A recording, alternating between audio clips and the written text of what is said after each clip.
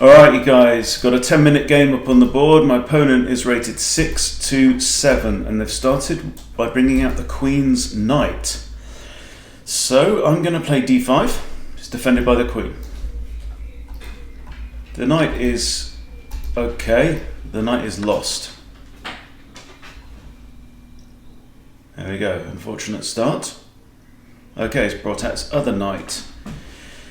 Now I feel like clearing up my my queenside minor pieces first and castle long, for the simple reason that I have no d-pawn. So I've got a semi-open d-file. So I want to put my rook straight on d8,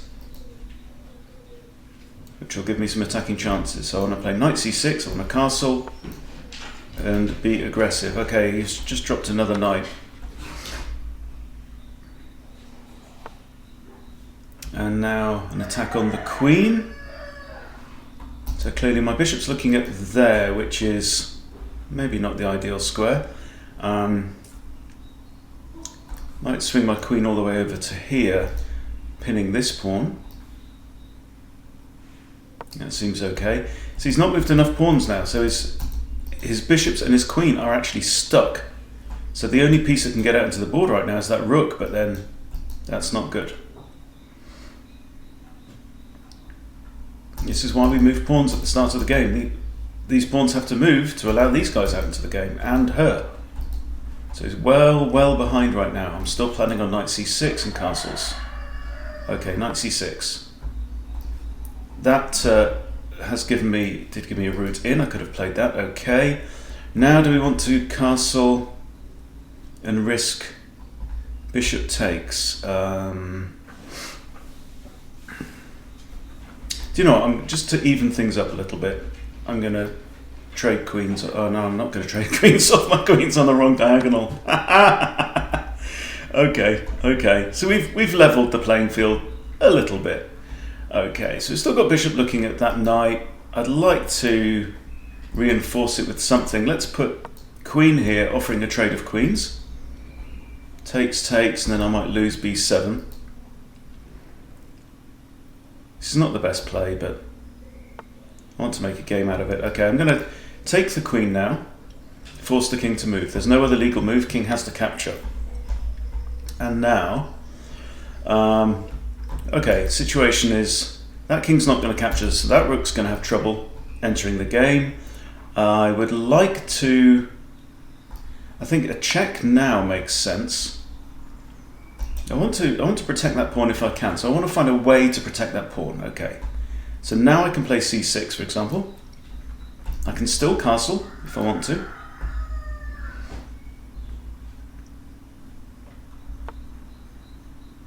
Okay, now I'm going to play g6 with ideas of fianchettoing that bishop,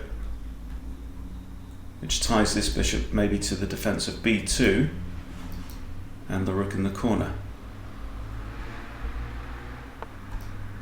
Ooh, lots of pawn pushes here. Alright, okay, let's do the... I'm going to bring the bishop out here. That might just prompt g5. I'll just put the bishop there. Maybe push pawn, bring the knight out to here, knight to here.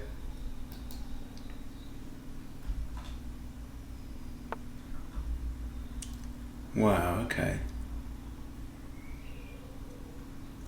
Lots of moves without a very strong purpose here, I think. Okay, I want to castle my king, so I'm going to attack the bishop now. Bishop's undefended. Could defend with a pawn, but that would be very weakening. Okay, the bishop's retreated, so now I can grab a pawn, and now I'm looking at this square with a fork on king and rook. So I'm tuned in far more to these tactical patterns. Okay. That doesn't do it. It doesn't defend that square. So now I've actually got a three-way fork. The king has to move, and there's only one legal move. Okay, let's grab the rook. Bishop's defending this. Well, it was. Okay, just lots and lots of blunders here. My Sky Mike 187. Okay, I can't grab the pawn. Let's castle the king. Get the king to safety. Generally a good idea. Okay, that now undefends b2. So we're going to have rook b1, I think. But now I can throw in a check, you see. So that was like a skewer with the more valuable piece in front, but because I can move with check and check again, that gives me time to defend the pawn. Okay, so now I'm actually 2 knights and a rook in front.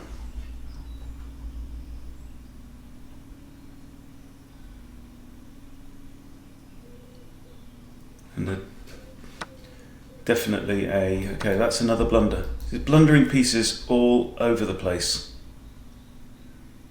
You've got 7 minutes on the clock in a 10-minute game. Okay, what you need to do is think, okay, is there any problem with that? If I drop my rook there, can it be taken? Yes, it can. Put it back. You know, it's the most fundamental discipline here. Now it's a completely lost position.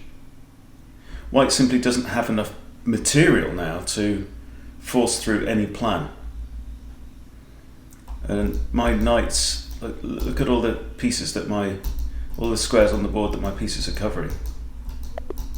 Yeah, okay, resignation. Do you want a rematch?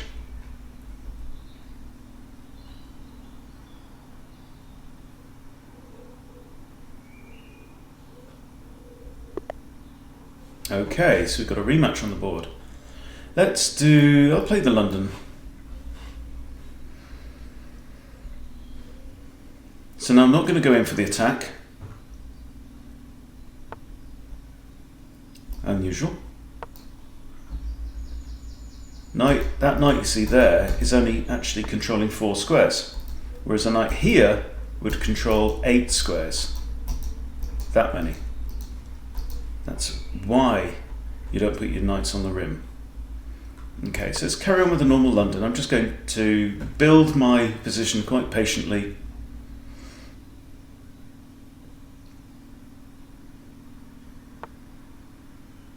Okay, so the error here is moving the developed piece a second time. Now I can move here. Knight can't proceed to any of those squares. Might come here and hit the bishop. Yeah, I'll just drop the bishop back. So now you see we've had 1, 2, 3 moves by the same piece. Now in that time, black could have pushed a pawn, developed a bishop and another knight. And because really, I mean, this knight's only 1 square away from its natural development square on c6. All right, let's bring the bishop out to d3.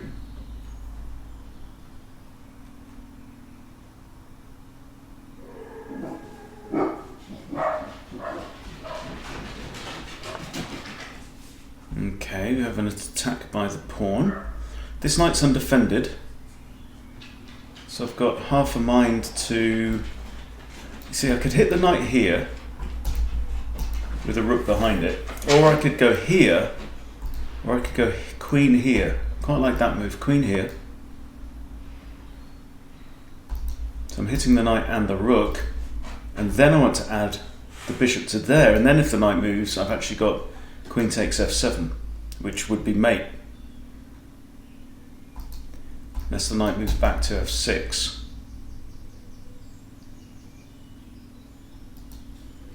So what black should be thinking now is, why did my opponent make that move? Well, my knight's under threat. Okay, defending the knight. Makes sense.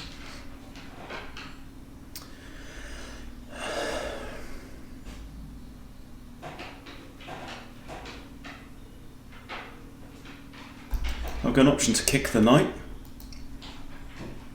which is quite forceful, or complete, carry on with development. I think that looks just like a sensible move. I could have played my bishop there and just try and win a pawn and make the rook move, but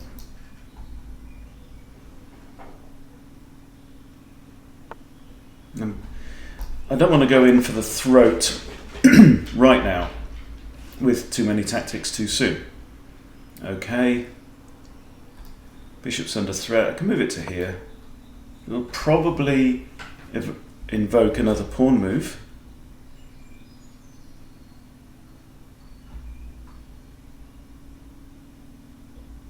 could my bishop get trapped now? h3 would help. Okay, I think h3 now makes sense. It stops this pawn from advancing and it gives my bishop a key escape square there. So I think actually black could have won my bishop at that point with 2 pawn pushes.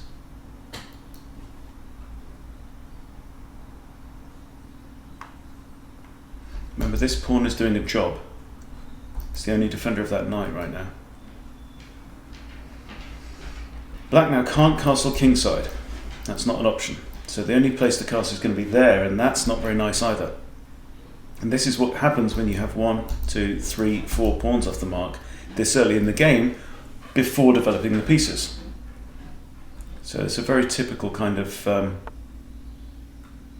beginner issue. Okay. Now if I take, he's got 4 options. 1, 2, 3, 4.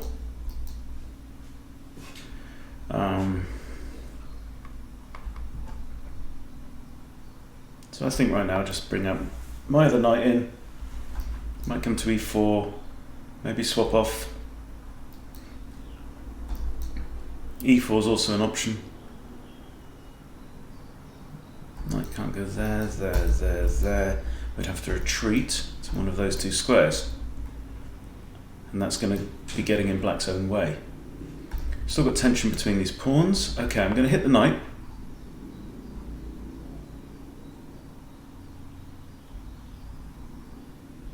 Now if the knight goes here, it's blocking the queen's defense of that knight. So then if bishop takes knight, it's going to be pawn takes. So I have to be mindful of the bishop's line to my queen there.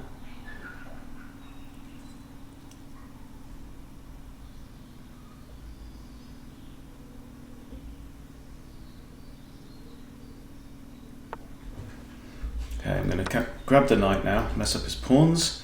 That also removes the defender of this rook. So now I can take the opportunity to push forwards, I think, hit the rook, and also occupy this diagonal, which is quite nice.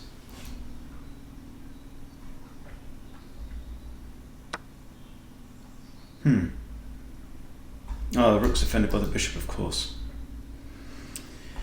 Now, I think take with the pawn. That gives me, creates a completely open file on the c file.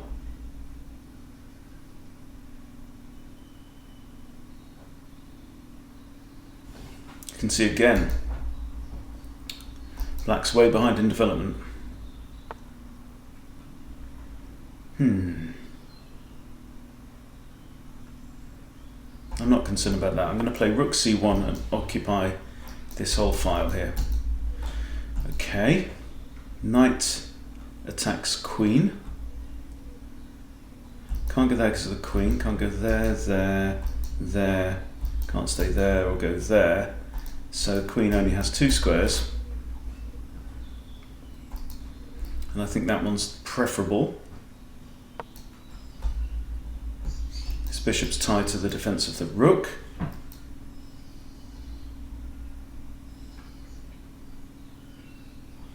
I think my lead in development now just gives me so many more options. And this king is looking very weak. Okay, bishop or knight? I'm actually a pawn down at this point. So if I take with knight, my knight can't really go there or there. Both of those squares are protected. But I want to keep my bishop, I think. Likely got better prospects in the game. If bishop takes, I'll recapture with the bishop, and then I'm hitting knight and rook. Okay, capture with the bishop. I'm hitting that rook there. And also this knight. If I take the knight, if pawn recaptures, that's creating an isolated pawn, but black's also got rook captures.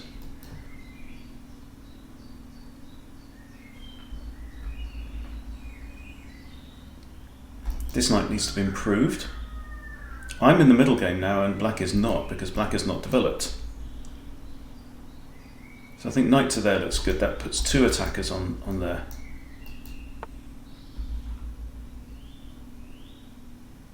Okay, well that simply undefends the rook, yeah? There's another blunder. If I play this move, what am I weakening? Right? So you see, I said earlier on, just in plain language, that bishop is tied to the defense of the rook. Okay? Black clearly did not say the same thing. That bishop is en prise now, hanging. Queen takes.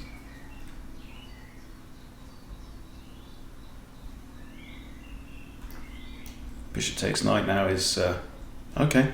No, not Russian. Okay, let's take the rook though.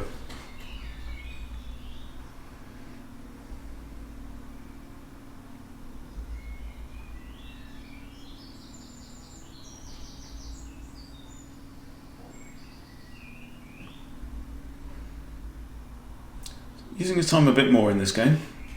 4.5 minutes left. Okay, I think doubling the rooks on the open file now seems sensible. I'd like to go in with a rook to c8, which would win the queen for only a rook. Another option could have been to go in with my queen, but then that just trades queens. Okay, so I could actually capture that pawn. I'm going to go in with this. Okay.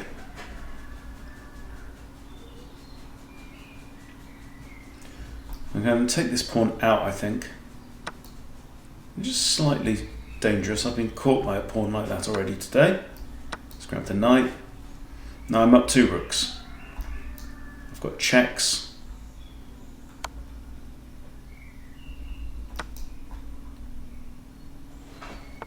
Completely miscalculated attack there.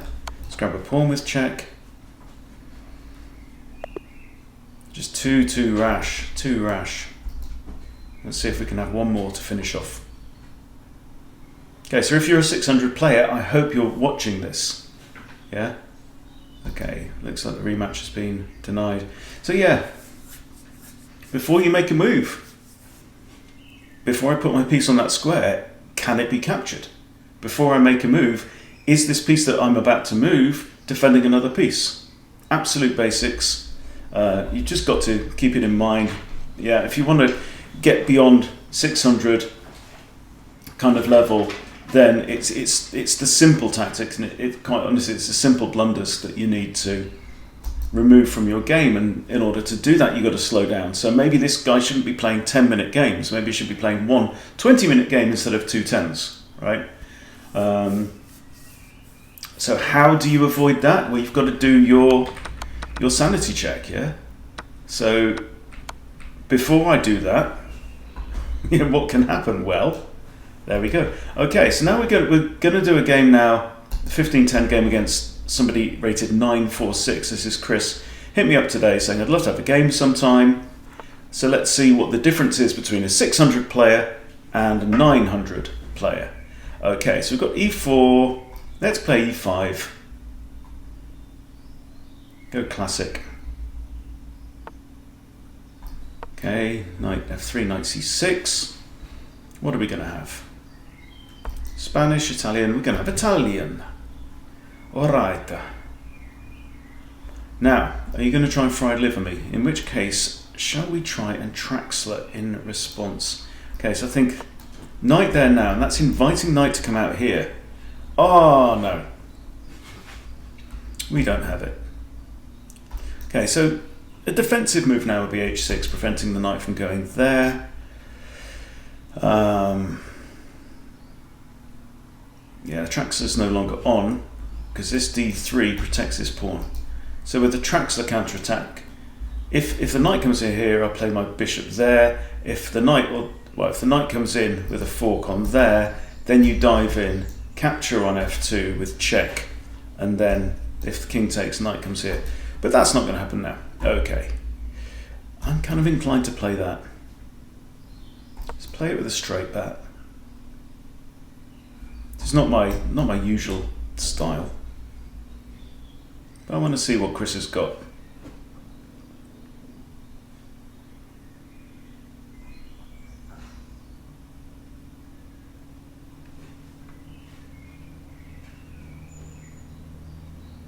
Taking his time to think. which is a good sign. So looking at possible d5 at some point. d5, it's got 2 attackers and 2 defenders, you see. So that can be a way to open up this kind of position. Let's bring the bishop out. There's also d6, which is a little slower. It's less aggressive, more defensive.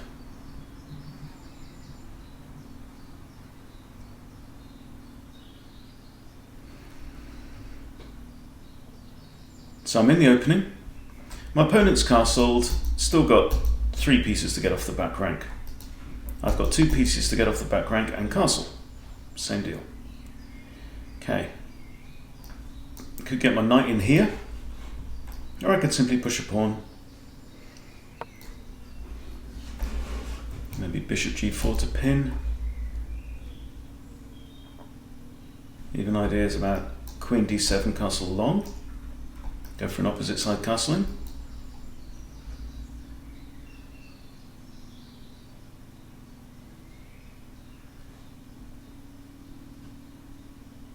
It's good to see Chris taking longer over his moves than the Italian guy that we just played, Mike. Alright, so why did my opponent play that move? I'm anticipating b4 coming. I can always then just drop the bishop back here, it's not too bad. Let's bring the other bishop out. Just no reason not to proceed with development. There's no immediate danger. Yeah, b4 will necessitate a response, but I've got bishop b6.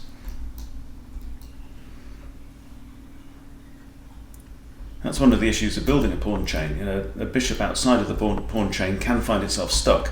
Now if a4, I can play a6 to again create that hidey hole, but I can also drop my bishop in there as well. A couple of options. This knight's pinned, cannot move. So an option here is even knight in there. Knight in there, knight can't take me, but if I take the knight, queen can't recapture. It has to be the pawn that would open up the king. So my knights love to come into this central. This is the center of the board. These 4 central squares where the 2 long diagonals overlap. That's the center. The most powerful squares on the board, and the reason they're the most powerful squares on the board is because from those squares you can control more other squares.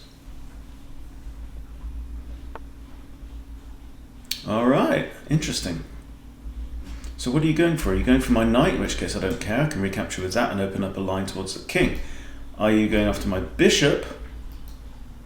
In which case again, I'm not too concerned, so I'm going to play my knight out here. We'll face off now. What's your plan? Which are you going for? You can have either, I don't mind.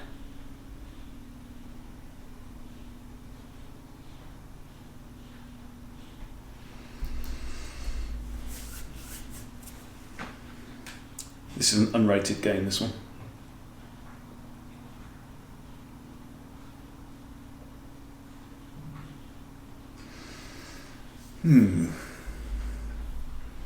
So takes there.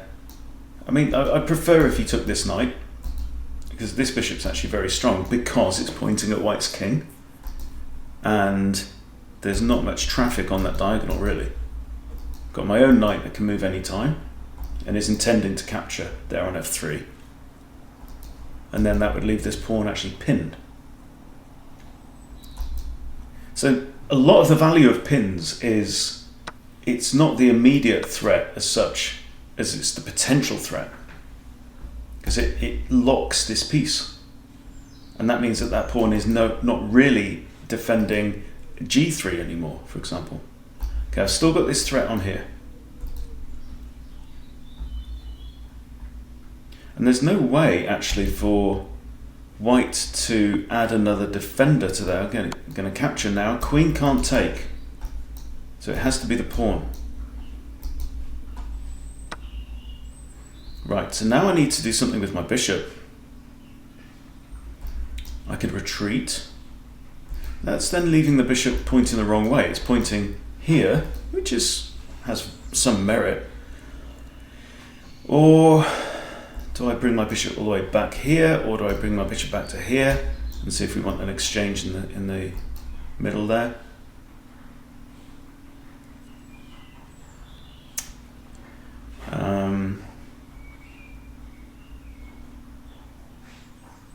The question is, which improves black's position the most? I've even got that actually. Bishop h3. That might bring like checkmate ideas on g2. So I have to get my queen, can't go there. So currently 1, 2, 3, these squares are all covered. Can I somehow get my queen to g6? I don't know.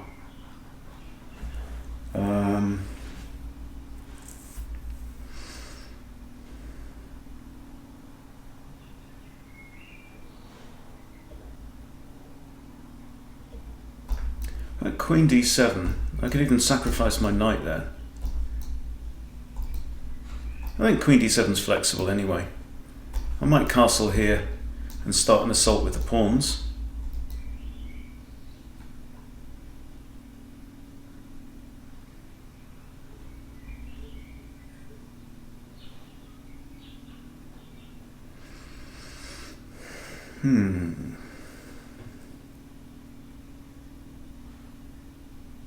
You can see the difference already between 600 and 900 player, right? And it's the lack of blunders. It's taken most of the obvious blunders out of the game.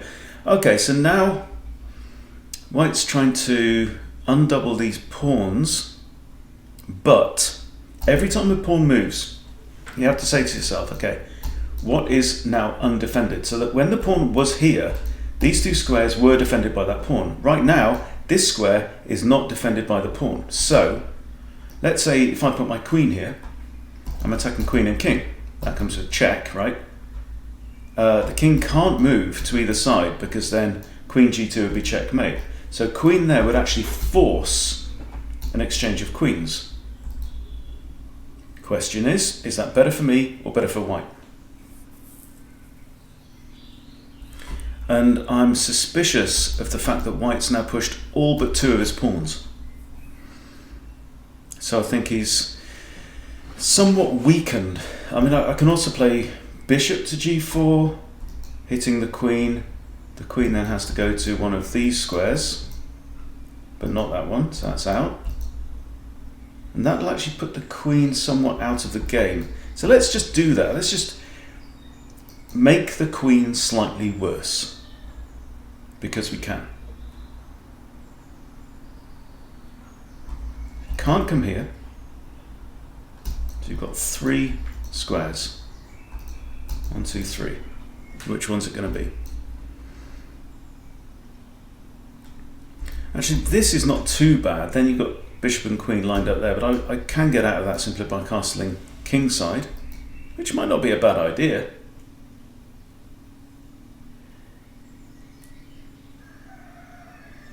I think one of the... Oh, now, unfortunately, blunder. Okay, you always have to ask, why did my opponent play that move? Well, that's why. Trying to make the queen move.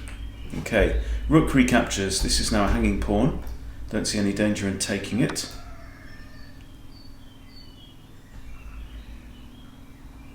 And now this king is very, very open. And all of that was caused by this the knight-bishop barrage on there against the knight. Because the queen was still there, knight was pinned. I simply brought 2 pieces into the attack against the knight, capture the knight, and the pawn is forced to recapture. So no more g-pawn. And now what that means is that queen g4 check is a possibility. If the king goes there, I've got knight takes f2 with a fork. Actually checkmate. So do 900 players blunder? Yes. Do 1000, 1100, 1200, 1300, 1400, 1500? Yes. In my experience, yes. Everyone blunders. In fact, this is a nice fork against king and rook. So it's all going horribly wrong now. But maybe Chris can come up with a sucker punch. It has been known.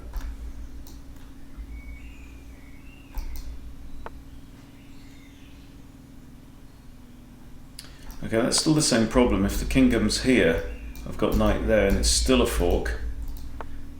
Okay, king's gone the right way. That's good. I can't go here.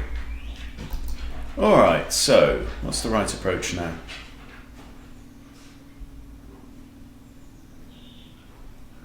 Can't take that. Okay, so no obvious tactics. Proceed with development. It's castle. Get the king safe. That's what you do. Could push pawns up and squeeze this bishop out.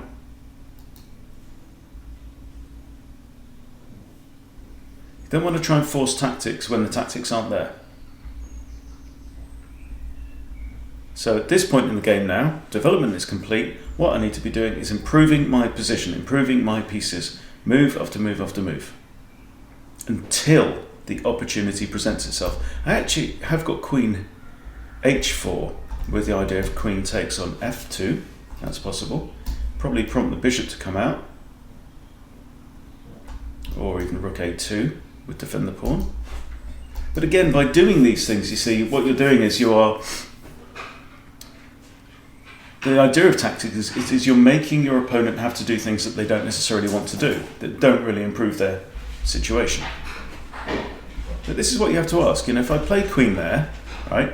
Yes, I'm attacking the pawn, threatening mate. Now, okay, so there we go. Bishop there. So Chris has anticipated what I was planning to do. I can actually capture with a pawn there. Let's do that. So, harassing the bishop one more time.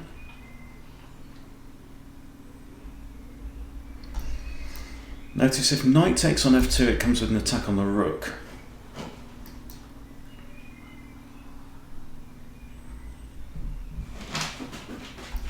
Even got f3. f3 looks nasty because then queen g2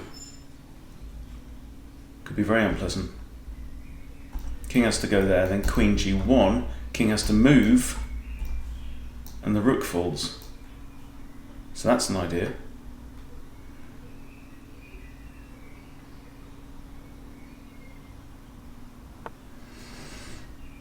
Okay, let's push that. Keep the pressure on. Rook can't capture because queen's defending. So now queen g2 is the threat, although the bishop is now defending the rook. But in fact, these two squares are covered. I've got pawn covering that one and knight covering that one. So queen there, I believe, would be checkmate. Oh no, okay, so got one on the back rank, but still, that's covered. So now surely that's mate. Yeah, there we go. Yeah, thank you, Chris. Good game. Oh, there you go. You can really feel the difference there between a 600 player, who admittedly I don't think was playing particularly well for 600, compared to a 900 player. So what's Chris's rating? 945, yeah. So knocking on 1,000 there, very, very tangible difference in the quality of the moves. Basically, there was one bad blunder. Missing the attack on the queen was a blunder, but guys, blunders happen. You have to be ready for them. Players at any level can blunder. Players at every level sometimes do blunder. Okay, so be ready for it, even expect it, because it's going to happen. So yeah, 3 enjoyable games. Clearly the third was the highest standard of the bunch. So thank you to both my opponents, and thank you to you for watching. Please subscribe to Chess Bootcamp if you haven't subscribed. I'll see you later.